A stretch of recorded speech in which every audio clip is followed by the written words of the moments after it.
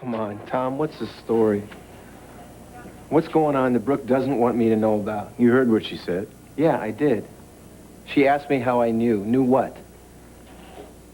Oh, come on, it's not that tough. First I find her here at the hospital getting blood tests in the middle of the night. On top of that, you and Livia look like a couple of deer that are caught in the headlights. It's obvious that Brooke is trying to keep something from me. I want to know what it is. It's the baby, isn't it? There's something wrong with the baby.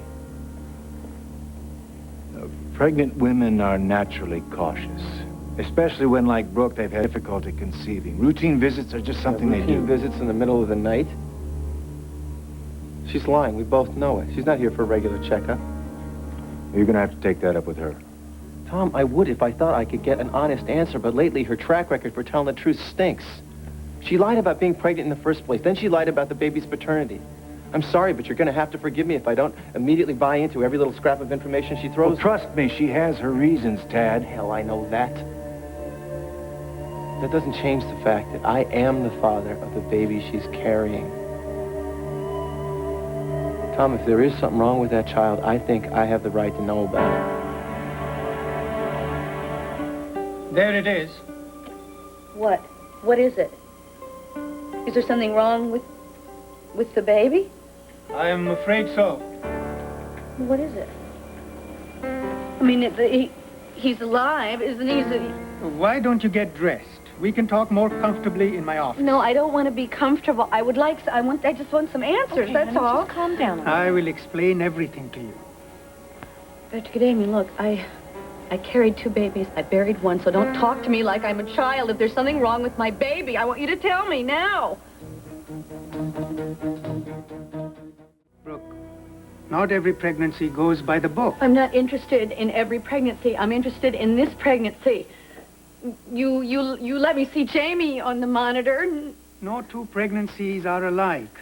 You carried Jamie full term with no complications. Jamie came to life for me when you showed him to me on the monitor. Now, you showed me his heart, you showed me his little toes. I just want to see this baby's toes. That's all I want to see, okay? No, I'm not going to leave until I see the baby's picture on the monitor.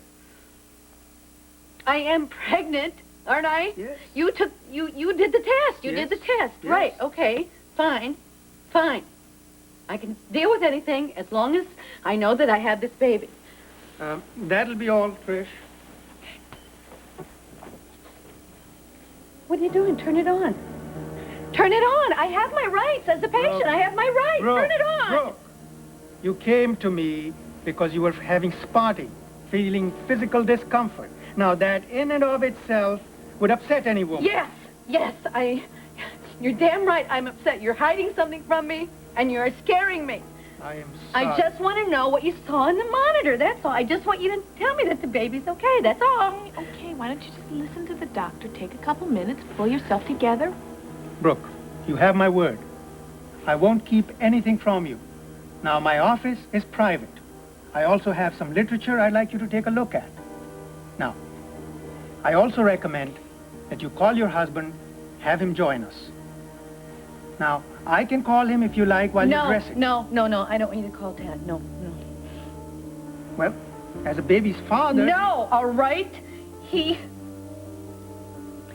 baby's father left me. He took custody of my son, and he's asked me for a divorce. Now, under no circumstances do I want you to say anything to that man about this baby. Do you understand me? I don't want a word to Tad. Look, okay, I understand, Tom. Okay, you're married to her. You know, your wife is her lawyer, not to mention her best friend. It's only natural, logical, that you would want to keep your mouth shut out of loyalty to Brooke. Is that such a bad thing?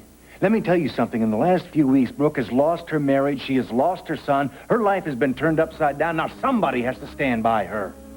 And Livia and I are happy to volunteer.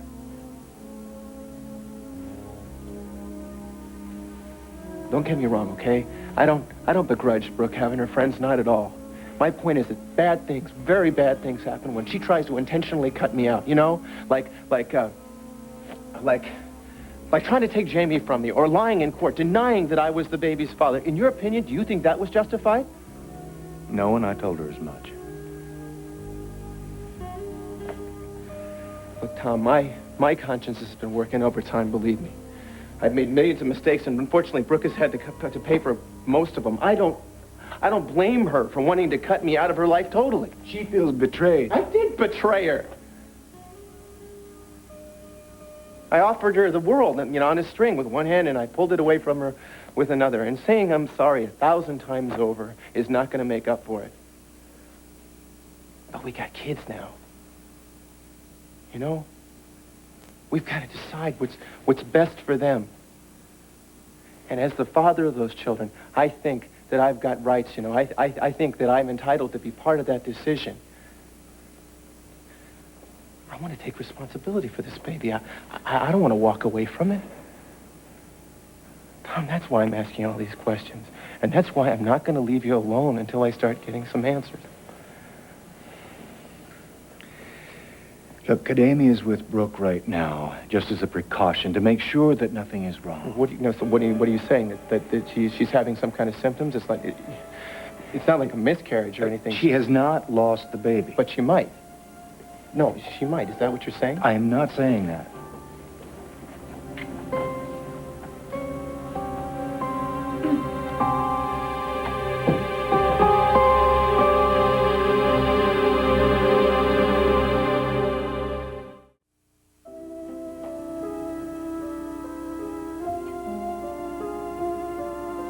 Mr. Martin. Brooke, I'll wait for you in my office. Excuse me, Doc. Is there a problem? Is the baby okay? You'll have to excuse me. I'm in the middle of a consultation with Brooke. Whenever you're ready.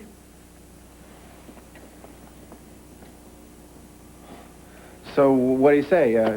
Is the baby all right? Why are you still here? Why aren't you home? Why aren't you home taking care of your son? He's sick, and he needs you. I told you, it's just a simple ear infection. Petra's looking out after him. Well, Petra didn't sue for custody for him.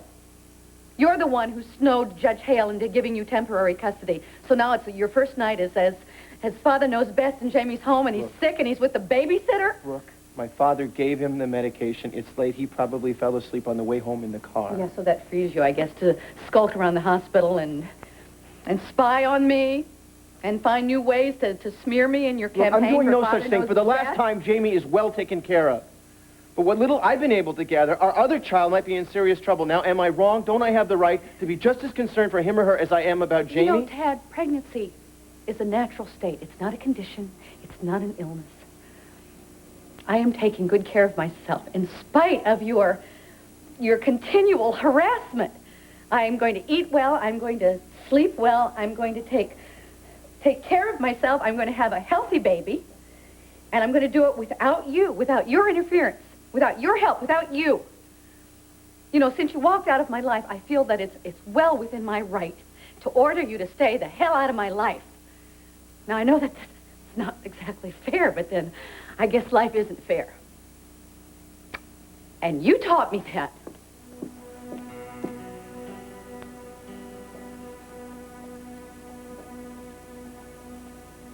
I rest my case. Now what the hell do I do? Kadame won't give me the time of day, and I can't just go barging in there. She's upset enough as it is. What am I going to do? I can't go home not knowing what's wrong. I'll try to put a word in for you, Ted. Thank you.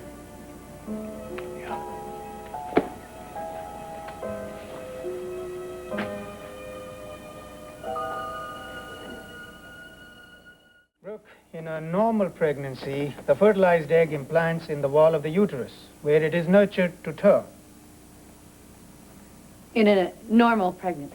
In your case, the egg implanted itself within the fallopian tube, causing an ectopic pregnancy, which accounts for your spotting and your discomfort.